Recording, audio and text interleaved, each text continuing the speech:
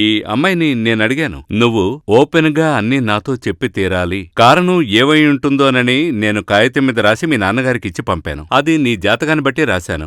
ఏం జరిగిందో నువ్వు నాతో చెప్పాలి. అప్పుడు ఆ అమ్మాయి చెప్పింది, స్వామి, అతను అసలు మగవాడే కాదు.